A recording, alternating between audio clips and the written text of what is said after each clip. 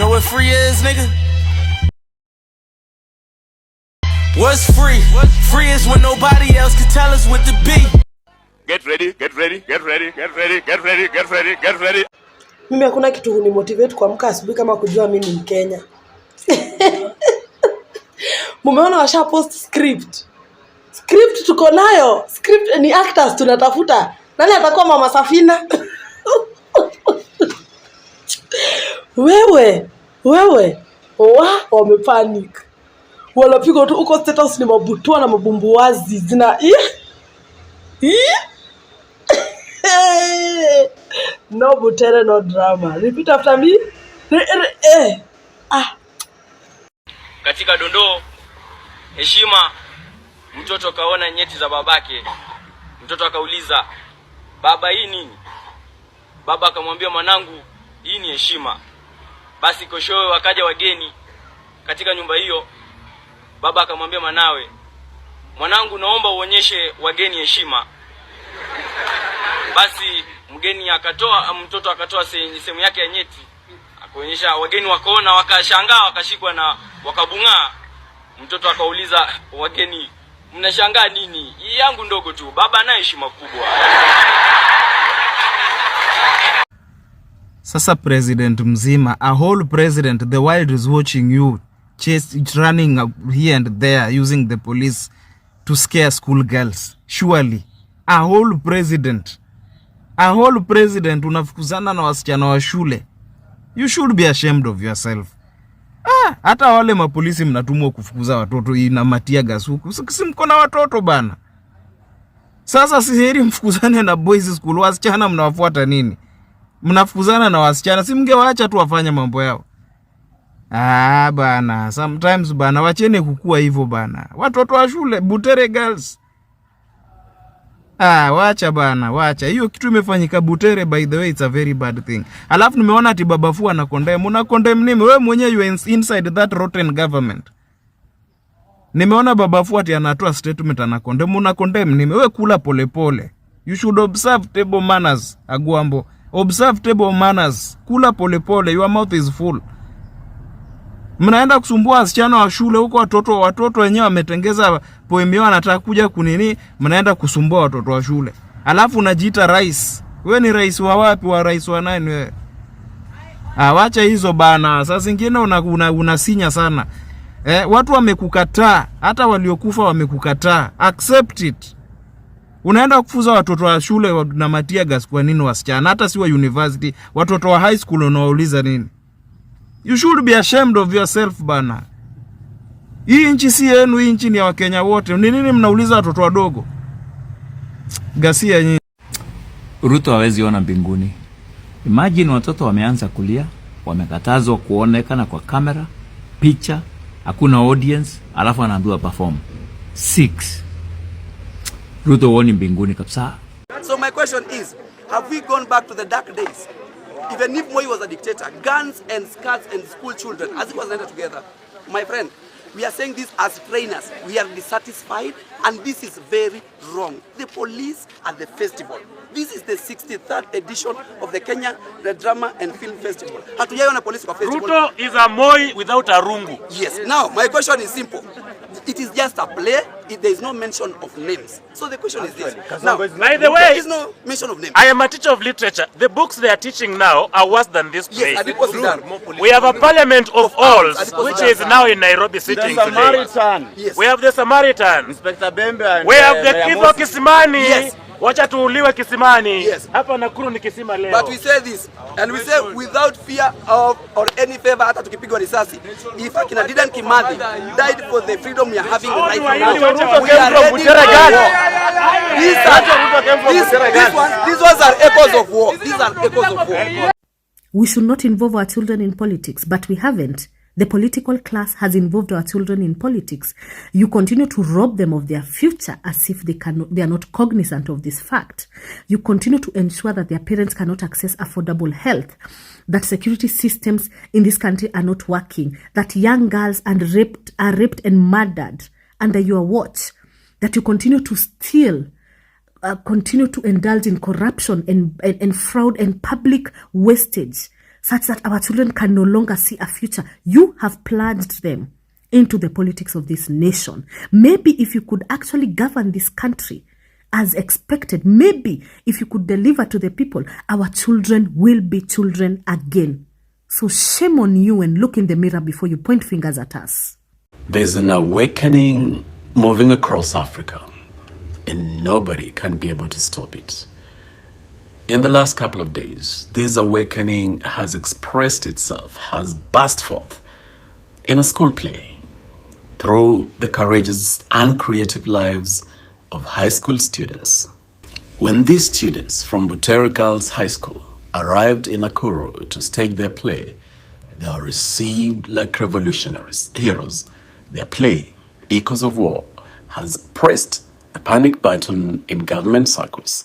Set against the backdrop of technological disruption, the play exposes how innovation threatens traditional authority structures that prioritize control over progress.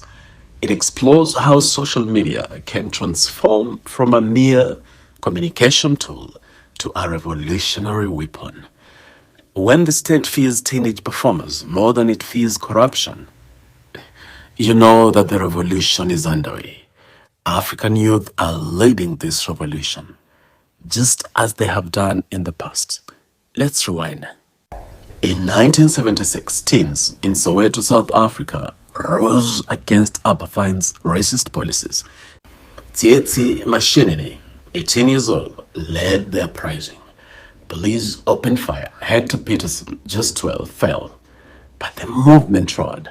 In 1950s Kenya, teenage Mau Mau fighters left classrooms and cattle grazing fields for forests.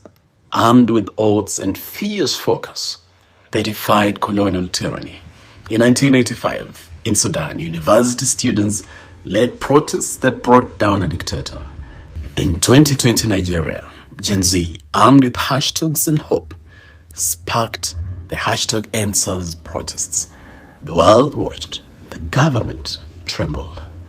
In Senegal, 2011, the youth-led uprising was called Yen Amah. We fed up. Young rappers turned microphones into megaphones for justice. In Kenya, 2024, the Gen Z-led uprising brought down a punitive finance bill and almost brought down the government. Memes became messages. TikToks became battle cries. And now, teen girls with nothing but scripts and dreams are saying, Tosha, enough is enough. Across history, across borders, African youth have always led the charge. When the old sit in silence, the young march, paint, sing, and perform, resist. From plays to protests, from verses to voices. They are the truth tellers, the fire starters, the change makers. This revolutionary spirit must spread to other generations. Let us stand on the shoulders of Mashinini, Peterson, the Mau Mau youth, and every young African who has ever dared to say, Tosha, enough is enough. To all governments across Africa, the voice of African youth rings forth powerfully. You cannot arrest art, you cannot tear gas the truth, and you will not silence the future. To the youth of Africa, speak, write, march, perform, resist. To every African, we, the people, must transform Africa. We are unstoppable. Mahali imefika sasa, if this is what democracy is, we need to rethink what we want as a country. Do we really know what democracy means? So Malala alishikwa with no arrest warrant, with no reason for arrest. Hakuambiwa makosa yake ni gani. He was not charged, nothing. He was just taken off the streets, put into a cell, and he sat there. Akanyimwa chakula, akanyimwa maji, akanyimwa right yake ya call for his lawyers, nothing. So basically all his rights as a Kenyan citizen were violated. And then you just let him go. No charges, no nothing. Toka uende. What kind of impunity are these people operating on? What? Hii ndo democracy. This is the democracy tunapiganga kifua, tunasema Kenya is a democratic country. But there's a history to this, and that's what we want to focus on. Controversy around theatre and performing art runs deep in the history of Kenya, dating as far back as the first and second post-independence administrations when playwrights rubbed governments the wrong way. From Ngugi wa Thiong'o's I Will Marry When I Want to Francis Mbuga's Betrayal in the City, governments have never sat easy in the theatre seats where scriptwriters confront society with some of its most uncomfortable reflections. Emmanuel Tot traces the history of stage-inspired state discomfort.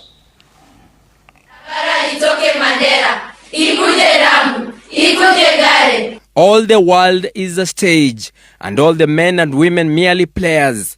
An excerpt from William Shakespeare's play, As You Like It, written in 1599. Just like in the controversial Echoes of War play by former UDA Secretary General Cleopas Malala, the playwright was at it again exactly 12 years ago when he penned the Shackles of Doom play, which hit the headlines, forcing the government to pull the plug before the National Secondary Schools Drama Festival's gala in April 2013 in Mombasa County. I was just trying to expose the evil deeds that are happening in the society, and so the word shackles of doom came into my mind, and I saw it worked so well. The gripping 48-minute play, which was also staged by Butere Girls High School then, depicted a fictitious community known as the True People of Kana, an allusion to the Turkana community who complained about exploitation by a wealthy community from the Mount Kenya region. It took the intervention of then activist, now Busia Senator Okiya Mtata, to save the play. I went to court. I challenged the ban, and the ban that time had come right from the ministry. It was in black and white that they were not going to allow the play.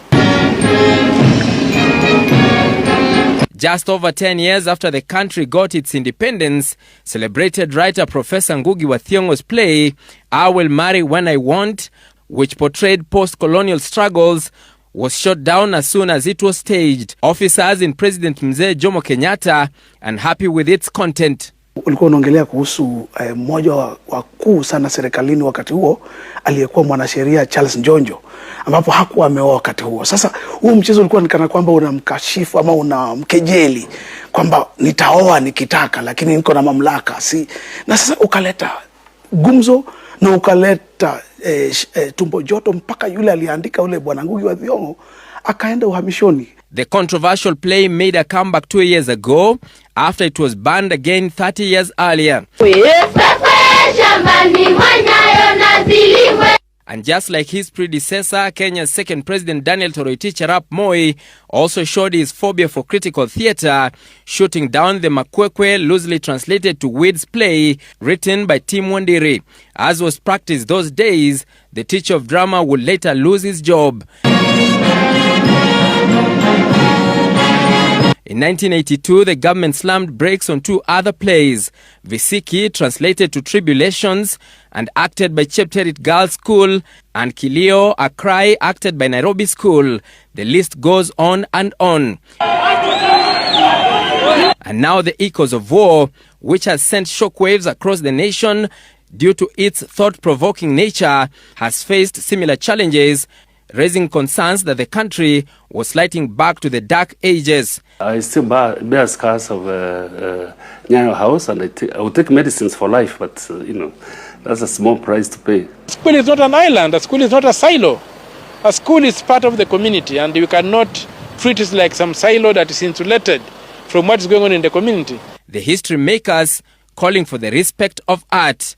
The price of freedom is eternal vigilance.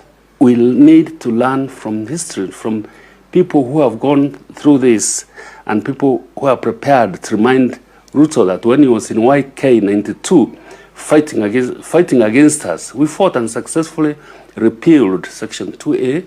Drama is you, art is me. I, as a Munga Kanyalabandu, I cannot run away from myself. This is for entertainment purposes only, family. Just when you think there's no more happening with the revolution, Shout out to Butere Girls and their play Echoes of War, which has received so much backlash. It actually all started with Evangelist for State House Rachel, when she had sent, I don't know, a message, because that's her school, by the way, when she had sent a message to the headmaster, I don't know what, saying, they cannot perform this play at the National, what. Kumbe, us guys didn't know how deep this thing is. Yesterday, over 50 police officers allegedly were sent to Nakuru to try and stop Cleophas Malala, who was like the director of the play. The Butere Girls arrived this morning. They were supposed to perform, I think, at like 6 a.m. They went onto stage, they sang the national anthem, and then they refused to do their play if their director, Cleophas, was not there. And the whole thing about this is it's talking about Nabi, the corruption around Nabi. What a terrible leader he is at the high school level. And now Butere Girls have been made famous. Apparently they've already left the premises. Tear gas was being poured. As in, everyone is even calling this now the Kenya's Sarafina moment. Who is advising these guys? Why is the president so sensitive? Why are they so sensitive to people's words? It's because they're so involved in word wizardry and spell work that they know the damage that a bunch of girls speaking against the president can do. I mean, it's crazy because now that's all we're talking about today. In fact, other guys are saying, how can we sponsor Butere Girls to actually just do the thing on a tape and we distribute it widely to Kenyans? But seriously, who's advising this president? Like, the biggest weakness now is guys know how sensitive he is. Guys know he catches feelings. And so now that they know that's his weakest link, he's gonna suffer. He's gonna suffer. Paka is chasing high school girls. From his wife's former school. I'm sure she received a few for that. Anyway, the revolution continues. And it continues to write itself. No one could have thought Butere Girls would be what we're talking about today in terms of the revolution. Kitu mimi najua wanafunzi wa Butere Girls High School, I think ni national school, hawakuforsiwa kwenda kuimba national anthem kwa stage. Walifaa kwenda kuperform play yao, lakini wakaenda kuimba national anthem kwa stage. Jiulize kwa nini? Toeni wa genius. Na hakuna vile wanaweza enda kuperform kwa stage bila director wao. Haiwezi. Director wao inafaa train na yeye like one day before waingie kuperform. Hivyo ndo mimi nilikuwa najua kama tuko high school. Now Cleo Malala is a genius guy. Cleo Malala hajaanza ku script hii play ya kwanza, hii ndo play yake ya kwanza. Yenda ali script hiyo play ya Shackles of Doom. I think ilikuwa 2013 or 2012. I don't think, sikumbuki. Cleo Malala is a genius in football. Cleo Malala is a genius in politics. Cleo Malala is a genius in scripting. So hizi notions za sijui anapiga na nini, hizo ni vitu zina happening. Sasa kina Ken Walibora, sijui jamaa mwenye aliandika mstahiki mea, sasa wanapigwa moyo, lakini tufanye aje? So I stand for Cleo Malala, man. That guy is a genius, man. Vile tu si kupewa uwezo ya kuandika script noma kama hiyo, but pia mimi ningekuwa ni maandika yangu bana, tumepatana na yeye hapo mbele. Keep doing that, man. I appreciate you so much. For Butere Girls High School, manze, don't give up. Fight for your rights. Mwenda perform your play. Nataka kujua hiyo maovu. Yeah. Iko kaunti Trans Nzoia ambapo Mheshimiwa Rigathi Gachagua alikutana na viongozi. Hakuna barabara ya juu tena. Hakuna soko ya juu tena. Alikuwa anakuja kwa juu ya nje barabara mko kusema alikuwa anakuja kwa juu ya madani ya gosho. Wewe mwega. Sasa ndio ameenda kwa Waluya Busanga rebe. Balamu.